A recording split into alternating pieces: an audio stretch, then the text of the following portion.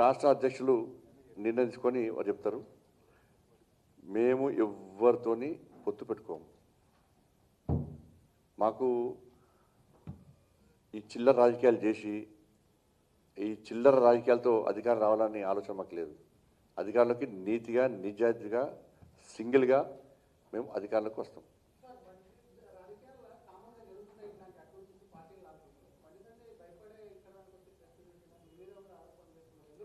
నేను press meet పెడతాను, ఎవరు తెలుస్తాను ఇప్పుడే చెప్పు.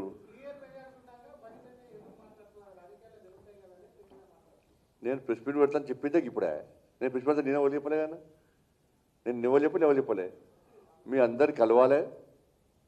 ఏ బండి సంజయ్ అంటే ఎప్పుడు భయపడాడు. బండి సంజయ్ భయపడితే 30 గెలిపాడని ఒక్కనే.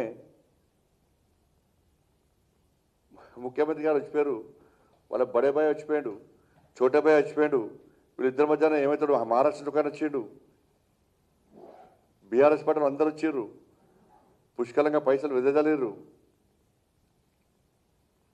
మీరు నమ్ముతారా? బండి సంజయ్ భయపడతాడు నమ్ముతారా? దేనికి భయపడ్డాడు బండి సంజయ్ చెప్పరా? ఈ రోజు ఈ విషయంలో బండి సంజయ్ భయపడ్డాడు. ఒక్క సంఘటన చెప్పు నాకు.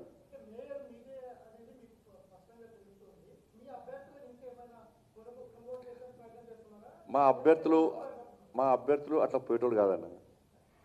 మా అభ్యర్థులు అట్లా పోయేటోళ్ళు కాదు. మా అభ్యర్థులు కమిట్మెంట్తో ఉంటారు.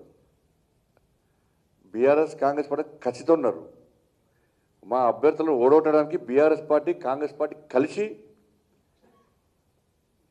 కోట్ల రూపాయలు ఖర్చు పెట్టారు.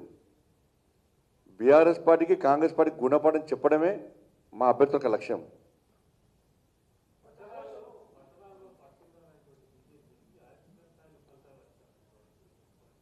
మాకు ఓటింగ్ పర్సెంటేజ్ పెరిగింది, ఇంకా బలపడతాం, ఇంకా ముందు పోతాం.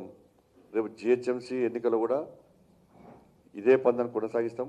100% జిహెచ్ఎంసీ ఎన్నికల్లో మీకు తెలుసు, ఎంఎం పార్టీకి ఒక ఏరియా రాసిచ్చారు. ఒక కార్పొరేషన్ బీఆర్ఎస్ అట, ఒక కార్పొరేషన్ కాంగ్రెస్ అట. వీళ్ళ తాతలాస్తులు అయ్యాలాస్తులు అంటే మొత్తం ఊళ్ళకు రాసుకుంటారు, అగ్రిమెంట్ చేసుకుంటారు వీళ్ళు. కాబట్టి ఈ అక్రమంగా పంచుకున్నటువంటి ఆస్తుల లెక్క పంచుకున్నటువంటి ఈ భాగ్యనగరాన్ని కాపాడుకునే బాధ్యత భారతీయ జనతా పార్టీది. ఆ లక్ష్యంగా మేము ముందుకు వస్తున్నాం. 3 కార్పొరేషన్లో ఇలా భారతీయ జనతా పార్టీ 100% కాశాపేట ఎగిరేస్తాం మేము.